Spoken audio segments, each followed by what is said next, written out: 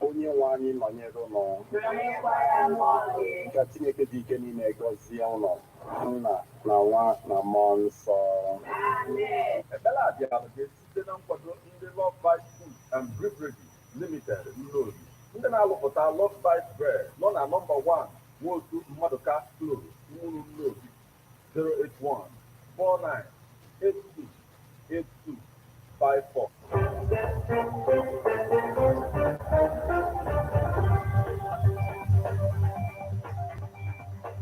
Listen to news updates on Ebonadi 103.5 FM immediately after Angeles 6 o'clock a.m. and 6 o'clock p.m. weekdays. Stay tuned to be updated, to be informed. News updates, live reports.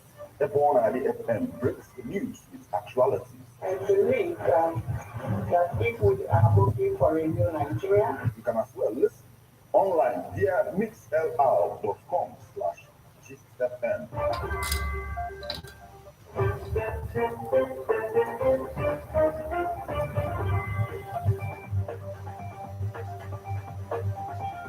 Good evening and welcome to Ebona, the 103.5 FM news update. Today, Wednesday, the 7th day of June 2023, and the time is 4 minutes past the hour of 6. Martin Ifanshuku AKZ is my name. The headlines.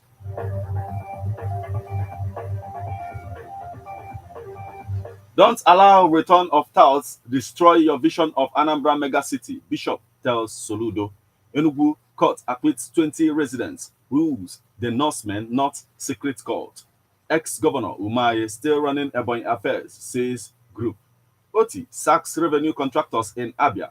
INEC releases final list of candidates for Kogi, Imo, Bayelsa governorship poll.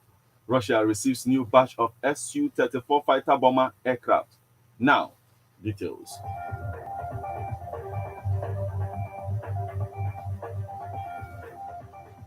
Don't allow return of touts to destroy your vision of Anambra mega city, Bishop tells Soludo.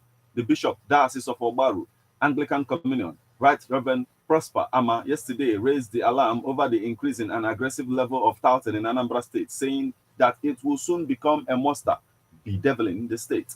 Bishop Ama, therefore, appealed to Governor Chukwuma Charles Soludo not to allow violent activities of tout to destroy his vision of Anambra State as a livable and prosperous mega smart city and a preferred place to live, learn, work, and enjoy.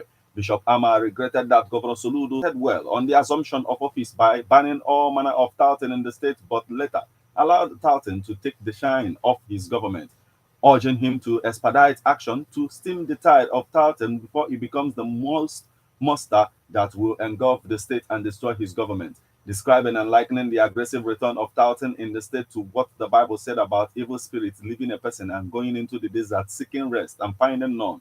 Bishop Ama said that the aggressive return and violent touting activities in the state are causing residents and visitors sleepless nights. Residents of the state have been complaining about the return of different touting groups in multiple uniforms, intimidating, harassing, and extorting people and motorists at every point in the state, including visitors in private and company vehicles.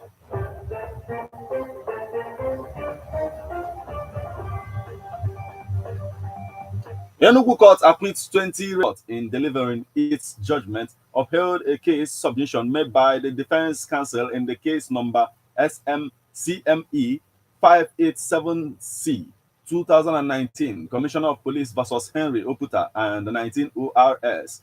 Chief Magistrate A.C. Mba also discharged the defendants on the ground that the prosecution failed woefully in providing the ingredients of the two-count charge and that the evidence adduced by the credited as a result of cross-examination and rendered manifestly unreliable. The defendants were arraigned before the court on April 6, 2023 on a two-count charge of conspiracy to belong to an unlawful society and thereby committed an offense punishable under Section 495, subsection A of the Criminal Code, Cap 30, Volume 11, Revised Laws of Enugu State of Nigeria 2004. The charge also with RC 7458 with the name the Norsemen K Club Incorporation under the disguise of unlawful society on 6th and 7th days of September 2019 gathered themselves under the guise and held a meeting of Vikings Confraternity, an unlawful society, and thereby committed an offense punishable under Section 8 of Public Order Prohibition of Secret Cults and their activities, Law number 17, revised of Enugu State of Nigeria 2009. The defendants were arrested at a hotel Enugu on 7th September 2019 during the convention of the Norsemen K Club Incorporation by the police. In their statement to the police, some of them admitted their membership to the club and insisted that it was not a secret cult, while about 6 others denied membership, asserting that they were in the hotel facility for other reasons. Consequently, they were arraigned and they all pleaded not guilty to the charge.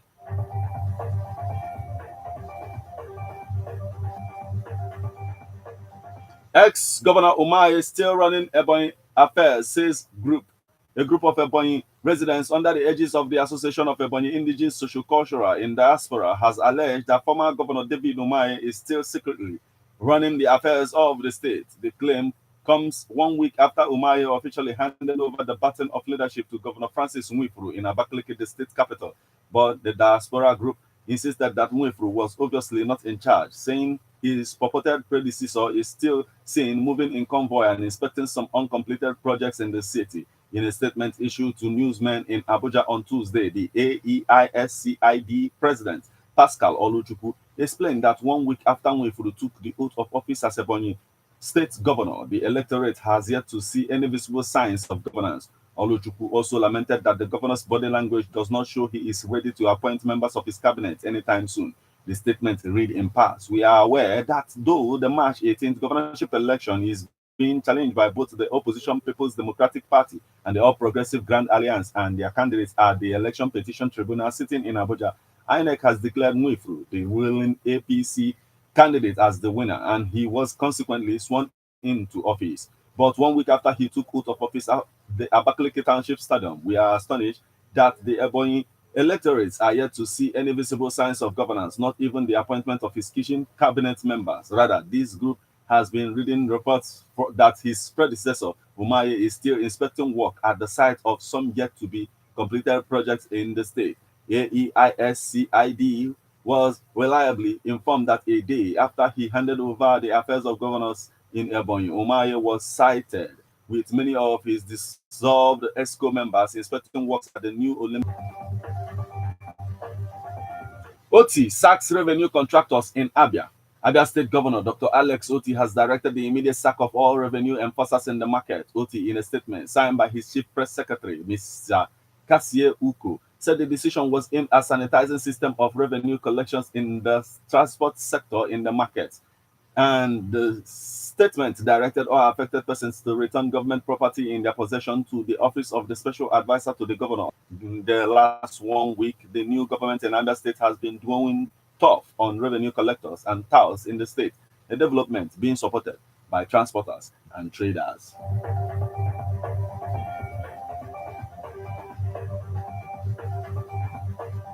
INEC releases final list of candidates for Kogi, Imo, Bayelsa governorship polls. The Independent National Electoral Commissioner has released the final list of candidates for the November 11 governorship elections in Kogi, Bayelsa, and Imo states. The approval of the list follows INEC's National Commissioner and Chairman of Information and Voter Education Committee, Mr. Festus Okoye. All 18 political parties nominated candidates in Kogi, 17 in Bayelsa, and 16 in Imo State. 2 political parties are also fielding female candidates in Bayelsa State, 1 in Kogi State, and none in Imo State. The final list has been uploaded to the Commission's website and social media platforms. The same will be in our state and local government offices in the affected states as Thursday, June 8, 2023, and ahead of the statutory deadline of June 9th, 2023, the statement added. Okoye also reacted to last week's incident in Kogi, saying it involved the convoys of two political actors, resulting in the destruction of vehicles and other properties. Describing the incident as worrisome, Okoye called on parties and candidates to conduct their political activities with civility and decorum as peaceful electioneering heralds a peaceful election.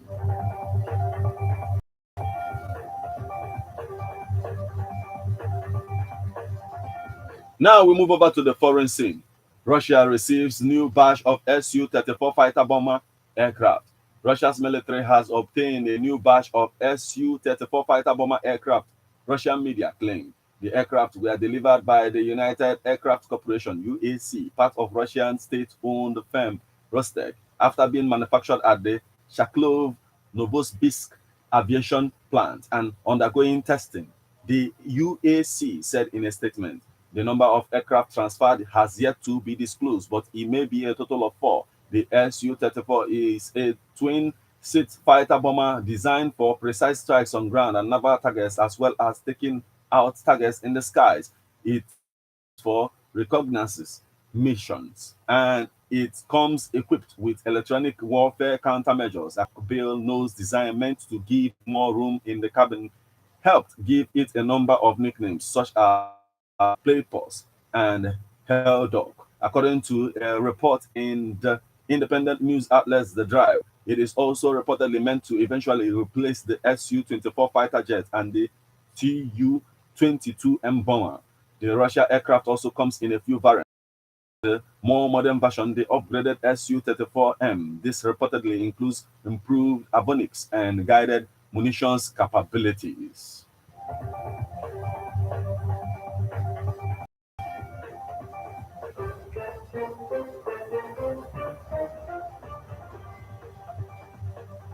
This is where we draw the curtain on news update on Ebona at the 103.5 FM. But before we leave, a quick look at the headlines.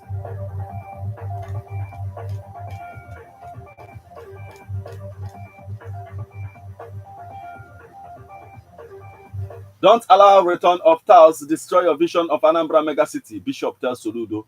Enugu court acquits 20 residents, rules the Norsemen, not secret cult. Ex-Governor Mwai is still running Ebonyi affairs, says group. Oti sacks revenue contractors in Abia. INEC releases final list of candidates for Kogi, Imo, Bayelsa governorship polls. Russia receives new batch of Su-34 fighter bomber aircraft.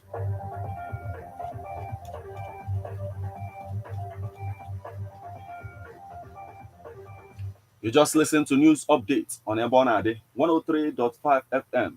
News produced and read by Martin Ifan Shuku Ikezie. Thank you for listening to Ebonade 103.5 FM news update this evening. Once again, good evening.